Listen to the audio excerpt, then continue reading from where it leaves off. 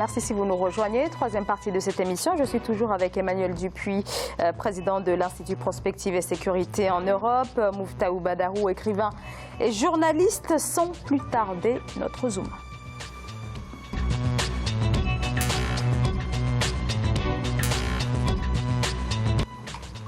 Le chômage des jeunes, véritable fléau sur le continent. Les jeunes, c'est aujourd'hui 60% de l'ensemble des personnes sans emploi. Le Togo n'est pas épargné par le fléau au Togo, où le chômage et le sous-emploi touchent 35% des 15-34 ans. L'État se dit engagé sur ce front. Le gouvernement qui prévoit pour ce faire la création de 500 000 emplois directs d'ici à 2022. Reportage notre correspondante sur place, Emefa Kofi. Entre 2011 et 2013, le volume des investissements consentis par l'État togolais pour soutenir l'emploi des jeunes est estimé à 10 milliards de francs CFA. C'est à travers plusieurs projets et programmes, à l'exemple du Fonds d'appui aux initiatives économiques des jeunes. L'excellence et la performance entrepreneuriale, c'est ce que recherche le FAIEJ qui initie depuis 3 ans le concours Meilleur jeune entrepreneur. Les 2 premières éditions ont permis quand même de primer plus de 21 jeunes, en tout cas 21 jeunes entrepreneurs. Et lorsque nous prenons les 21 entreprises jeunes qui ont été primées sur les 2 dernières éditions, nous totalisons à peu près 500 emplois créés. Et 500 emplois créés, des emplois pérennes, sans compter les emplois temporaires. À cette rencontre, les meilleurs jeunes entrepreneurs de l'année 2018 ont partagé leur réussite entrepreneuriale. Darwin Yaouvi Agbeonu, cofondateur de Dashmake, ou encore Gado Bema, promoteur de l'entreprise Green Industry Plast Togo spécialisée dans le recyclage des déchets plastiques. Aujourd'hui, notre entreprise emploie 22 personnes de façon permanente et plus de 2000 emplois de façon indirecte. Donc, ils collectent les déchets. Ils font les tri depuis la maison, donc ce qu'on encourage d'ailleurs, donc le tri à la base, et ils viennent nous revendre les déchets là dans nos unités de récupération. Nous avons lancé sur le marché togolais depuis 2016 une solution innovante de gestion de géolocalisation de sinistres. Récemment, en novembre 2018, nous avons obtenu le prix Anzisha Prize qui récompense les innovations des jeunes de moins de 22 ans. Au total, 16 millions de francs CFA seront partagés entre les 12 lauréats du concours Meilleur jeune entrepreneur qui seront connus le 19 avril 2019. L'ambition du gouvernement togolais est de réduire sensiblement, à travers le secteur privé, le taux de chômage et de sous-emploi encore élevé au Togo. Muftaou Badarou, le gouvernement est bien parti pour la création de ces 500 000 emplois d'ici à 2022. Mais pour l'instant, ils en sont à 500 emplois, oui. Comme l'a fait remarquer le reportage de tout à l'heure. Ils sont même très loin du compte. Mais bon, c'est des initiatives très encourageantes. Lancer un concours pour les jeunes entrepreneurs, oui, c'est pour libérer les énergies. Ça, c'est évident. Cette 3e édition, on a remarqué, a été l'occasion d'organiser une espèce de forum, de rencontre entre les jeunes entrepreneurs et les entrepreneurs plus aguerris, plus avisés. Voilà, c'est une espèce de tutorat que le gouvernement togolais vient instaurer au Togo. Ça, c'est à son... Voilà, il n'y a pas de souci, c'est à son... Hein, alors, en tout cas, en matière de création d'emplois, l'État togolais s'appuie donc sur le plan national de développement avec donc cet objectif qu'on a vu dans le reportage, et il s'appuie sur des pôles tels que le pôle de transformation agricole, manufacturier et d'industrie extractive. C'est un angle suffisamment stratégique pour permettre d'inverser la courbe du chômage. Là aussi, il faut peut-être contextualiser votre reportage et l'ambition, évidemment, qui paraît titanesque. Hein, énorme. De 500 à 500 000 à l'horizon 2022, avec le contexte électoral. Puisque le reportage est daté du 22 janvier, je crois, et le mois dernier, il y a eu des élections qui ont été contestées, parce qu'elles n'étaient pas suffisamment inclusives, et la totalité des partis, en l'occurrence 14 partis d'opposition, n'y ont pas participé. Donc une bonne partie de la population peut estimer ne pas forcément se reconnaître dans les positions défendues par le gouvernement. Il s'agissait d'élections législatives, je le rappelle. Je dis cela parce que moi je me suis intéressé à cette question en particulier. Mon institut, l'Institut Prospective et Sécurité en Europe, a fait un sondage qui s'appelle Togoscopie, où nous avons interrogé pendant un mois 5000 Congolais. Togolais, pardon, excusez-moi le lapsus, on est dans une autre actualité, 5000 Togolais dans leurs aspirations. ce qu'ils estimaient être les objectifs auxquels le gouvernement devait répondre. Est-ce qu'ils se sentaient bien au Togo? Et les réponses sont assez étonnantes. En comparaison avec les pays du voisinage, en matière d'éducation, en matière d'infrastructure, en matière, pas forcément d'accès à l'emploi, mais disons de réponse de ces jeunes qui évidemment souffrent d'un sous-emploi, il y a une relative appréciation positive. Encore une fois, c'est à relativiser par rapport à des doléances qui se sont faites jours après le processus électoral. Bref, il y a un sentiment qu'à raison de 30 à 34%, les jeunes se sentent plutôt mieux au Togo qu'au Ghana ou au Bénin ou dans l'espace un petit peu plus large de l'espace CEDEAO. Ça, c'est un élément. Deuxième sujet de réflexion, évidemment, la question de l'État ne peut pas à elle seule répondre à l'immensité de la tâche. C'est la raison pour laquelle le président Faure Gnassingbé s'était appuyé non seulement sur la présidence de son État, mais la participation des 14 autres pays de la CEDEAO, puisqu'il présidait la CEDEAO encore jusqu'à juillet dernier. Donc il y a effectivement la nécessité de prendre en compte le fait que le Togo, qui a une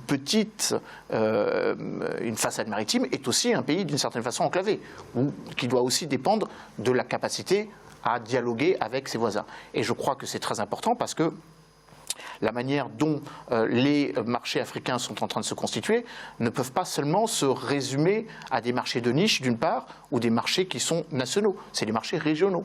Et de ce point de vue-là, c'est comme ça que les différents pays de la CEDEAO vont réussir à construire une capacité d'action, pour ne pas dire une capacité de se positionner davantage sur la scène internationale. Il y a aussi une initiative que je voudrais souligner, que le gouvernement togolais a entrepris en juin 2018 dernier. C'est-à-dire que le gouvernement togolais a associé pour développer l'agriculture et créer beaucoup d'emplois dans le secteur agricole, associer les banquiers, n'est-ce pas, les banquiers, les assureurs et les exploitants agricoles pour sécuriser en fait l'environnement agricole et permettre aux potentiels investisseurs, n'est-ce pas, de ne pas avoir peur d'investir dans l'agriculture togolaise. Et cette initiative a été fortement appuyée par la Banque africaine de développement. Et voilà, donc ça, le gouvernement togolais multiplie comme cela ces genres d'initiatives. Est-ce que le contexte politique actuel ne risque pas de compromettre toutes ces ambitions? C'est évident, c'est évident, c'est évident. Le contexte politique est très important. Le contexte politique détermine même effectivement la sécurisation de l'environnement des affaires. Si le contexte politique n'est pas bon dans le pays, effectivement que les investisseurs vont freiner des quatre fers pour arriver dans le pays. Et bon, ça c'est au gouvernement togolais de jouer cette partie, hein, d'écouter absolument l'opposition et de ne pas continuer de faire la sourde oreille. Parce que pour l'instant, le gouvernement continue de faire la sourde oreille. Hein.